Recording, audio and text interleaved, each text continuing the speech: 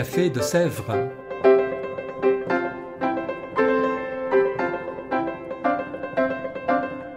Au café de Sèvres, on discute philosophie et théologie.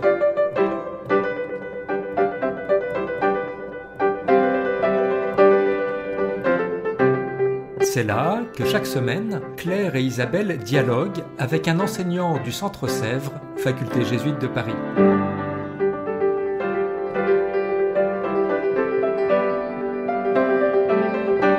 L'émission d'aujourd'hui est animée par Claire Chastel.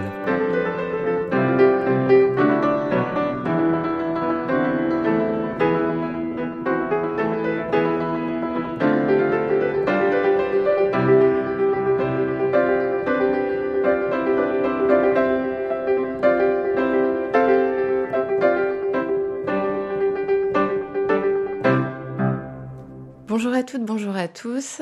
Qu'est-ce que la mystique et comment on peut en parler depuis la philosophie? Pour parler de cela, nous accueillons aujourd'hui Henri Lot. Bonjour Henri. Bonjour Claire. Henri Lot, vous êtes professeur de philosophie au Centre Sèvres depuis de nombreuses années. Vous êtes responsable du 3e cycle, c'est-à-dire du cycle de doctorat. Vous êtes un grand spécialiste de Spinoza. Vous enseignez sur beaucoup de sujets, mais notamment sur Spinoza, sur la question de Dieu, avec un éclairage philosophique, sur la mystique aussi, toujours en philosophie. Vous êtes auteur d'un livre récent sur Spinoza et le christianisme, paru aux presses universitaires de France, et un autre livre, paru en 2017, pour une existence spirituelle, aux éditions Faculté jésuite de Paris. Et vous êtes donc aussi jésuite. Henri, nous allons parler donc de la mystique aujourd'hui. Vous donnerez un cours l'année prochaine sur ce sujet. Qu'est-ce que c'est la mystique? Déjà, qu'est-ce que c'est a priori la mystique? Est-ce que c'est des grands phénomènes? D'où ça vient ce mot? Qu'est-ce que ça vient nous dire? Merci Claire. C'est une question particulièrement compliquée parce qu'on entend beaucoup de choses sous ce mot de mystique et on range à peu près tout ce qu'on veut.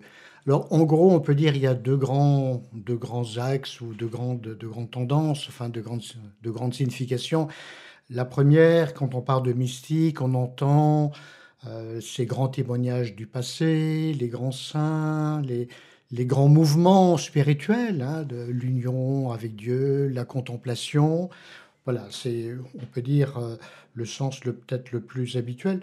Mais il y a un autre sens dans l'opinion commune, quand on parle de mystique, on pense souvent à quelque chose d'irrationnel, d'extraordinaire, lié parfois au premier sens que je disais, à savoir de grandes manifestations corporelles, des extases, des phénomènes parapsychologiques, parapsychiques, etc. Quelque chose de très mystérieux, peut-être d'un petit peu excentrique aussi. Enfin, en tout cas, c'est tout le contraire de la raison. Voilà, on est dans l'irrationnel, on est ailleurs que dans la connaissance normale, on est dans la marginalité par rapport aux institutions, par rapport à des comportements normaux. Voilà, en gros, on peut dire, alors ensuite on peut évidemment distinguer, mais ce sont les grandes distinctions dans la mystique. Et cette mystique, elle est toujours perçue comme ça tout au long de l'histoire, ou est-ce qu'il y a des différents moments autour de la mystique, des manières de l'analyser, de la comprendre par exemple les théoriciens qui se sont intéressés à cela? Évidemment, on parle de mystique depuis longtemps. On parle depuis longtemps. Et alors, on peut dire que chez les philosophes, chez Plotin, enfin dans l'Antiquité, il y a des courants qui ne se disent pas nécessairement religieux, mais qui représentent une quête philosophique de la sagesse, du bien, du divin, sous des formes diverses. Mais l'un des premiers grands témoignages sur la mystique, c'est Denis l'Aréopagite. L'Aréopagite, vers les 5e, 6e siècles, qui nous dit que le savoir de Dieu, enfin la connaissance de Dieu, elle est révélée de deux manières. Ou bien d'une manière philosophique, démonstrative, vous voyez, par raisonnement, tout un enseignement, ou bien d'une autre manière, qui est une manière qu'il appelle indicible et mystique. Alors là, il met en relation la mystique avec l'indicible, c'est-à-dire ce qu'on ne peut pas dire, finalement ce sur quoi il faudrait se taire. Et c'est une conception qui traîne, qui est peut-être légitime, mais que l'on entend souvent aujourd'hui. On dira, le mystique, c'est celui qui ne peut pas parler. Le mystique, c'est celui qui ne peut rien dire de Dieu, donc qui est dans le silence. Et je dirais dans un instant, je crois à vrai dire, c'est autre chose. Mais il y a dans l'étymologie déjà du mot mystique, la notion de ce qui est caché.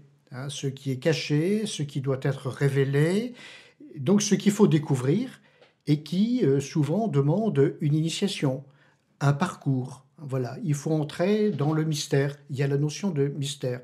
Alors, ou bien ce mystère, il nous reste accessible, on ne peut rien dire, on est en totale extériorité, ou bien ce mystère, il peut se rapprocher de nous et signifier quelque chose de beaucoup plus précis, de beaucoup plus concret, de Dieu. Voilà, donc on peut dire que c'est une grande référence. Alors il y en a d'autres. À l'époque moderne, en fait, le mot mystique, comme substantif, peut-être comme discipline, naît aux alentours du XVIe, XVIIe siècle. Jusque-là, c'est un adjectif. On parlera de vie mystique, d'objets mystiques, de culte mystique. Mais là, dans l'époque moderne, on parlera de la mystique comme un domaine vraiment alors extrêmement divers. Au XVIIe siècle, il y a des phénomènes parfois liés ou à la sorcellerie, enfin, bon, dans les cas les plus extrêmes, parce qu'on a vraiment tous les cas de figure. Mais en tout cas, il y a l'idée que dans la mystique, quelque chose du corps s'exprime fortement. Et par des déviations successives, eh bien, la mystique, comme on a pu le dire, va entrer à l'hôpital psychiatrique à une certaine époque. C'est-à-dire, on va confondre le mystique et le malade. Le malade psychique, voilà, sous toutes les formes que l'on peut rencontrer. Est-ce que vraiment il y a un lien entre ces deux choses? Des théoriciens ont travaillé cela? Au XIXe siècle, à Sainte-Anne, voilà, on trouve des témoignages, enfin des grands psychiatres, spécialistes de l'époque. Voilà, donc on est passé de la mystique au merveilleux et puis à la maladie. Alors, ce qui est perceptible, évidemment, c'est qu'il y a la dimension de vulnérabilité de la personne qui est en cause. Et par là, on peut trouver des réactions proches. Mais la mystique ne s'arrête pas à cela. Alors certains auteurs aussi, au début du XXe siècle, vont dire qu'on peut créer des états mystiques par de l'ivresse, voire par des substances hallucinatoires, comme ça a été le cas dans l'Antiquité ou dans le passé lointain, dans certaines traditions religieuses. Faire advenir des états où on perd conscience, et dans cette perte de conscience, on a rapport avec quelque chose qui nous dépasse, mais qui est d'un tout autre ordre. Alors évidemment, je crois que quand on parle de mystique aujourd'hui, il faut s'attendre à autre chose et partir sur d'autres bases. Eh bien justement, Henri Lot, dans Le Dieu excentré, un livre que vous avez publié en 2001, vous essayez une définition de la mystique. Est-ce que vous pouvez nous en parler? Oui, j'étais influencé à ce moment-là par la découverte de Bergson dans les deux sources de la morale et de la religion. Parce que Bergson fait un parcours à travers lequel il veut évidemment exprimer sa propre position. C'est pas, on peut dire aussi autre chose en termes d'histoire, mais il part de l'Antiquité, il passe par l'hindouisme, par le bouddhisme, et il en arrive au mystique chrétien, et il dit que ce qui les caractérise, c'est l'action. Il y a la contemplation, mais la contemplation aurait été vaine et creuse si elle n'était pas allée jusque-là. Et il voit dans les grands mystiques des hommes et des femmes d'action. Alors ça m'a inspiré une réflexion, et j'arrive à ce qu'on peut appeler une définition, pour autant qu'on puisse définir, mais la définition, il faut la commenter après. J'appelle mystique le secret engendrement de la parole libre. Voulez-vous quelques commentaires? Oui, je voudrais bien. Nos Parce auditeurs que en veulent aussi. quand je dis le secret engendrement de la parole libre, il y a la dimension du secret, c'est-à-dire qu'on ne sait pas exactement ce qui se passe dans la manière dont une liberté apparaît dans une vie. Mais je crois que l'enjeu est vraiment l'apparition d'une parole libre. Et quand je dis parole, c'est une œuvre, c'est une manière d'être, c'est une vie. Voilà. Comment la liberté apparaît, comment la liberté s'engendre. Parce que la liberté, on sait bien, elle ne se produit pas. On peut produire des objets, on peut produire des choses. On sait bien dans l'éducation, dans la transmission de valeurs, que ce qui se transmet, c'est ce qui s'engendre, hein, par son corps, par son esprit, par tout ce que l'on est. On n'est pas dans la mécanique, on n'est pas dans la reproduction d'objets techniques. Voilà. Donc c'est pour ça que je parle d'engendrement, ça fait droit à la dimension de la chair, à la dimension de l'esprit. Et alors secret, non pas parce que ça resterait, parce que ça reste caché, hein, mais parce que secret, il y a cette dimension de ce qu'on ne maîtrise pas, de ce qu'on ne sait pas, a priori, mais de ce qui peut apparaître et de ce qui apparaîtra dans une vie à la faveur de rencontres, à la faveur de convictions, à la faveur d'engagement. Donc secret, engendrement de la parole libre, on pourrait dire de la vie libre, hein, finalement. Et je crois que pour moi, c'est ce qui permet de comprendre la mystique, voilà, d'une façon finalement commune, mais existentielle. Je crois que c'est une manière qui fait droit à la vie de la personne. C'est passionnant et magnifique, Henri. C'est vrai qu'on coupe beaucoup avec ce dont on a parlé juste avant, de la mystique Oui, comme extase. Là, on est plus dans quelque chose d'intérieur au sens oui. et de profond qui mène à de la vie, en fait, toute simple. Peut-être qu'il y a quelque chose de simple là-dedans. Oui, et c'est quelque chose qui a à voir avec l'histoire de chacun. Mais l'histoire, évidemment, on sait bien qu'elle ne se déroule pas d'une manière linéaire, hein, d'une manière linéaire, on va pas de A à B comme ça, dans une belle évolution programmée. Et la trajectoire des mystiques, elle est très complexe, le plus souvent. Euh, il y a de la crise, il y a du malheur, et il y a de la beauté. Enfin, il y a du malheur, il y a du malheur quand une personne est dans l'épreuve. Un personnage comme Jean-Joseph Surin, qui est un mystique jésuite du XVIIe siècle, enfin, dont je parlerai dans ce cours, est quelqu'un qui a connu une interruption, peut-être comme une folie, une incapacité à parler, à lire, à vivre en société pendant 20 ans. Et les textes qu'il a écrits après, qu'il a écrits ou qui se sont engendrés à travers lui, et qui étaient d'abord des poèmes, hein, Mm. et le poème est un langage voilà, qui est finalement bien adapté, bon, chez Jean de la Croix aussi, eh bien, ce qui s'est engendré à travers cette nuit, hein, la nuit, c'est un terme caractéristique, hein, de l'expérience mystique, ce qui s'est engendré, c'est magnifique. Et c'est pas du tout marginal, c'est parfaitement ajusté et ajusté aujourd'hui à une vie qui s'exerce, voilà, de la manière la plus dynamique, la plus consciente. Mais donc, dans la mystique, il y a de la crise et il y a de l'ampleur. Je crois que quand on parle de mystique, il y a ce goût de Dieu, ou ce goût de l'union, de la contemplation, on pourrait dire ce goût de la profondeur, cette ouverture de soi à plus grand que soi. Voilà, cette ouverture à une ampleur, mais cette ouverture, elle passe, comme toute histoire, par des crises, par des moments difficiles. Jean de la Croix, par exemple, a connu de ces moments extrêmement difficiles. Mais alors, vous diriez qu'il y a forcément des mystiques, ou est-ce que au fond, la mystique, c'est pas quelque chose qui traverse la vie de tous ceux qui sont ouverts à ce secret qui s'engendre, Oui.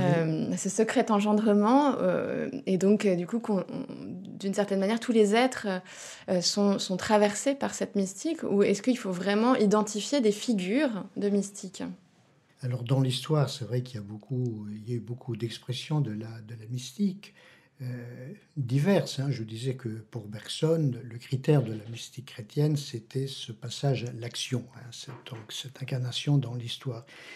Et cette définition, entre guillemets, que je donne, de secret engendrement de la parole libre, je crois qu'on peut la comprendre aussi comme parfois j'ai dit un tiers concept, c'est-à-dire une manière de rendre compte de la liberté dans toute existence.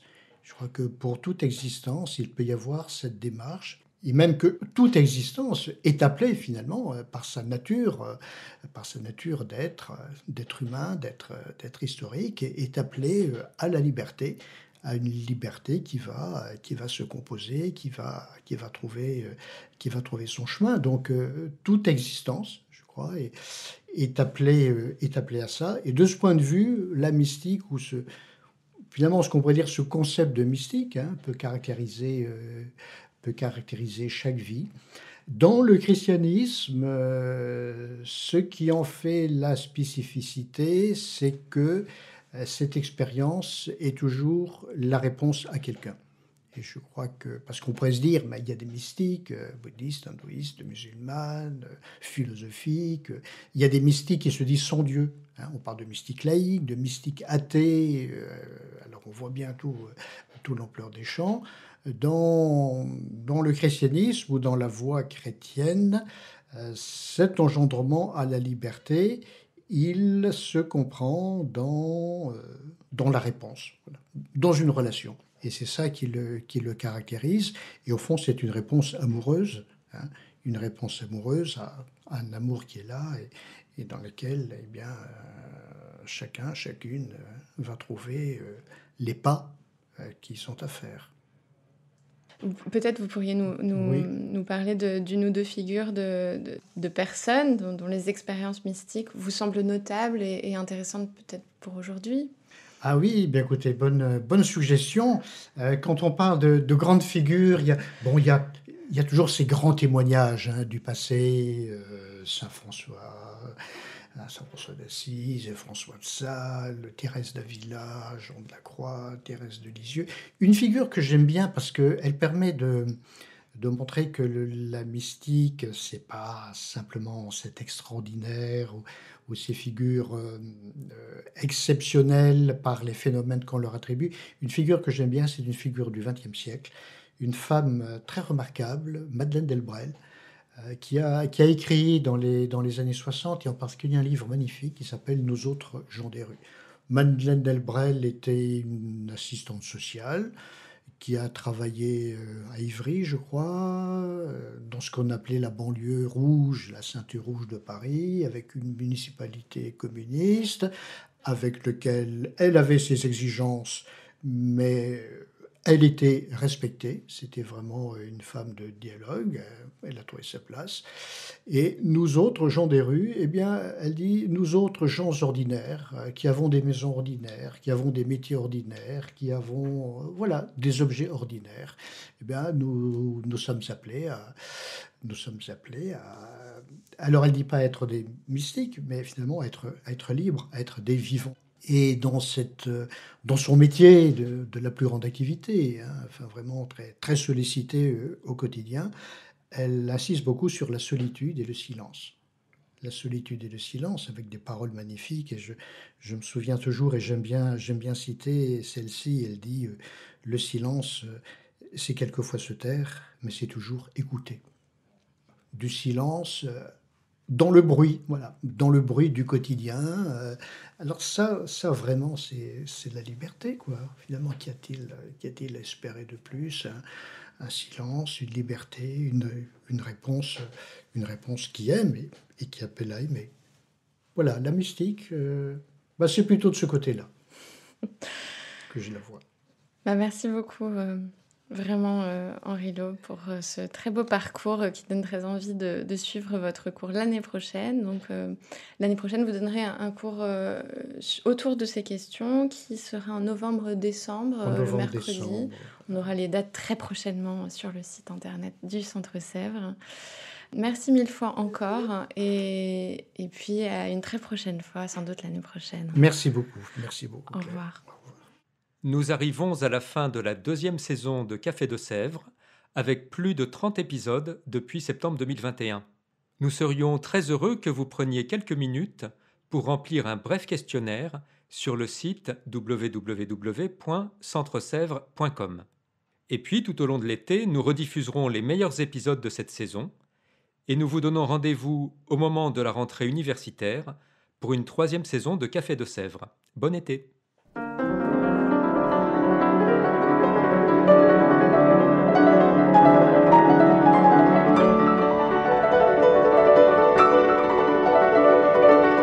écoutiez Café de Sèvres, le podcast du Centre Sèvres, Faculté jésuite de Paris, en partenariat avec RCF.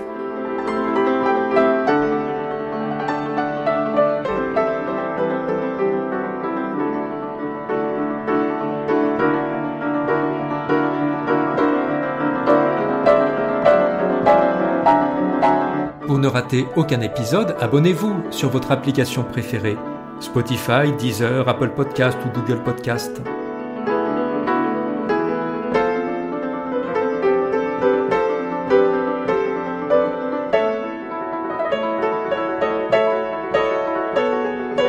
Et sur notre site internet www.centresèvres.com, découvrez l'ensemble de nos cours et conférences en philosophie et théologie.